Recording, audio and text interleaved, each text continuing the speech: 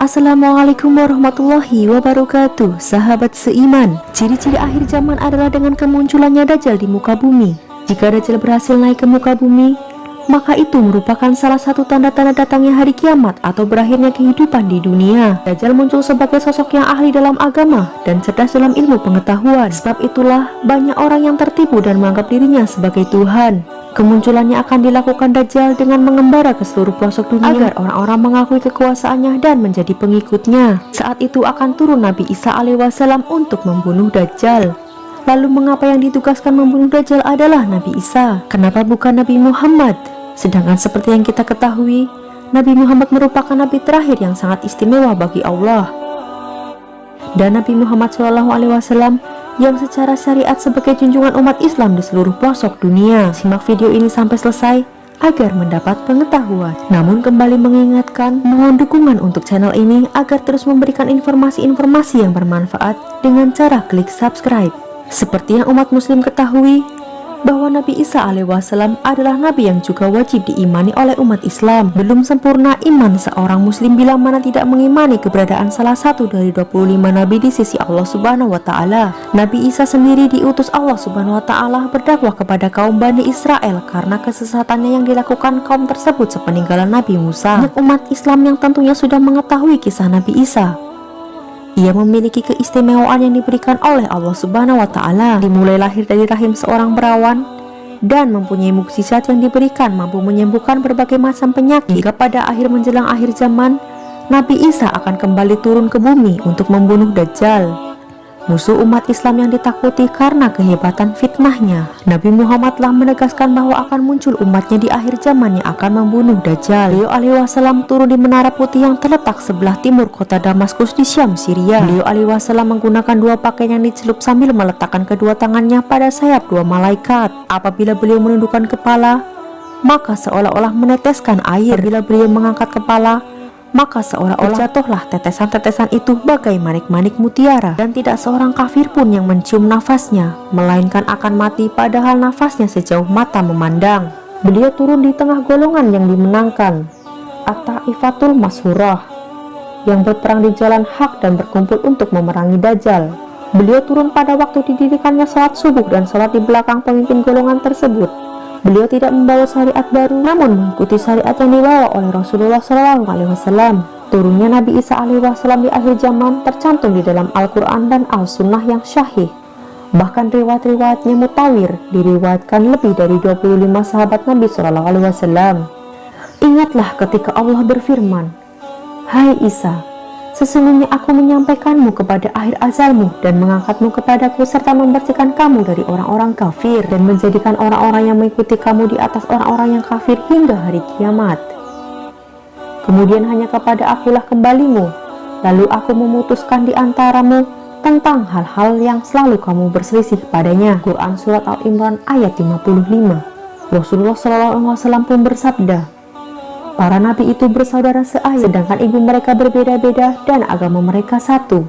Aku adalah manusia yang paling dekat terhadap Isa bin Maryam, karena tidak ada nabi lagi antara dia dan aku, dan dia akan turun kembali jika kalian melihatnya, maka kenalilah oleh kalian bahwa dia adalah laki-laki yang sedang tingginya, berkulit putih kemerah-merahan. Dia memakai dua baju yang agak kemerahan, seakan di kepalanya meneteskan air walaupun tidak basah." Berikut alasan Nabi Isa turun membunuh Dajjal, menunjukkan kebenaran agama Islam.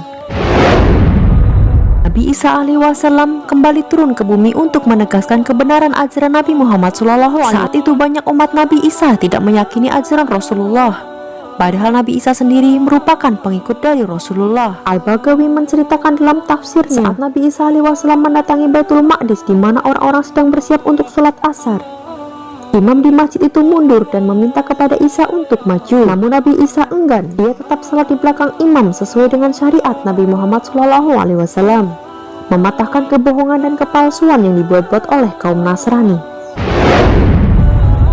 Seperti yang kita ketahui, bahwa menurut kepercayaan kaum Nasrani, Nabi Isa telah terbunuh dan akan bangkit kembali, kelak akan menjadi penebus dosa, padahal yang terbunuh dan disalib adalah orang lain yang wajahnya disamakan oleh Allah Subhanahu wa Ta'ala. Riwayat dari Nabi SAW, sungguh hampir dekat waktunya turun di tengah-tengah kalian Isa bin Maryam sebagai hakim yang adil Dia akan menghancurkan salib, membunuh babi, menghilangkan jizyah, upeti karena kafir zimmi sudah tidak ada lagi. Semuanya muslim. Akan dihancurkan seluruh agama di zaman beliau kecuali Islam. Hadis riwayat Bukhari. Dan karena ucapan mereka, sesungguhnya kami telah membunuh Al-Masih Isa putra Maryam Rasul Allah. Padahal mereka tidak membunuhnya dan tidak pula menyalibnya, tetapi yang mereka bunuh ialah orang yang diserupakan dengan Isa bagi mereka. Sesungguhnya orang-orang yang berselisih paham tentang pembunuhan Isa benar-benar dalam keraguan-raguan tentang yang dibunuh itu. Mereka tidak mempunyai keyakinan tentang siapa yang dibunuh itu, kecuali mengikuti prasangka belaka. Mereka tidak pula yakin bahwa yang mereka bunuh itu adalah Isa. Quran Surat An-Nisa ayat 157 menegaskan kemuliaan Nabi Muhammad. Banyak yang menganggap bahwa Nabi Isa alaihissalam lebih mulia daripada Rasulullah karena banyak mukjizat yang dimiliki. Namun kenyataannya, Nabi Isa sendiri telah menjelaskan kepada umatnya bahwa akan datang Rasul terakhir setelah dirinya. Nabi Isa sendiri merupakan pengikut Rasulullah. Bentuk penghormatan kepada Rasulullah adalah kabar yang diberikan Nabi Isa alaihissalam mengenai Nabi Muhammad sebagai penyempurna ajaran yang telah ia sampaikan kepada umatnya. Allah Subhanahu wa Ta'ala berfirman, "Dan ingatlah ketika Isa bin Maryam berkata, 'Hai Bani Israel, sesungguhnya aku adalah utusan Allah kepadamu, membenarkan kitab sebelumku yaitu Taurat, dan memberi kabar gembira dengan datangnya seorang Rasul yang akan datang sesudahku, yang namanya Muhammad.' Maka tatkala Rasul itu datang kepada mereka dengan membawa bukti-bukti yang nyata, mereka berkata, 'Ini adalah sihir yang nyata.'" Quran Surat Asy-Syaff ayat 6. Nabi Isa masih hidup.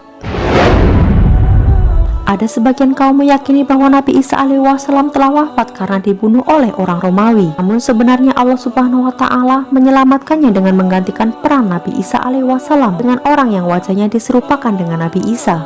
Sedangkan Isa sendiri oleh Allah Subhanahu wa Ta'ala diangkat ke langit dan ditidurkan. "Sesungguhnya aku akan mewafatkanmu dan mengangkatmu kepadaku." Quran Surat Al-Imran ayat 55. Mayoritas ulama berpendapat bahwa yang dimaksud dengan wafat tersebut adalah tidur. Nabi Isa alaihissalam akan wafat setelah menyelesaikan tugas dari Allah Subhanahu wa Ta'ala menjelang akhir zaman. Nafas Nabi Isa tidak bisa dicium oleh orang-orang pengikut Dajjal, dan Isa akan mencari serta membunuh Dajjal di pintu Lud. Setelah berhasil membunuh Dajjal, Isa pergi untuk mendatangi suatu kaum yang dilindungi oleh Allah dari Dajjal, dan dia menceritakan kepada kaum yang dilindungi Allah itu akan derajat mereka kelak di surga, menunjukkan kebenaran. Kemunculan Isa di bumi ini adalah untuk memimpin umat manusia ke jalan yang benar. Ia akan muncul kedua kalinya sebagai pengikut Nabi Muhammad. Ia telah dijelaskan dalam hadis Nabi, yaitu setelah berhasil membunuh Dajjal, Isa akan pergi ke Al-Quds dan dia akan salat di belakang seorang imam muslim. Tidak hanya itu saja, dia tinggal di bumi selama 40 tahun kemudian Allah wafatkan dan disalati kaum muslimin. Hadis riwayat Abu Dawud dan Ibnu Hibban. Sahabat seiman, seperti yang kita ketahui bahwa akhir zaman tidak lama lagi akan datang. Mari kuatkan akidah kita agar tidak terjerumus ke dalam kesesatan. Semoga Allah selalu melindungi kita semua. Amin amin ya robbal alamin.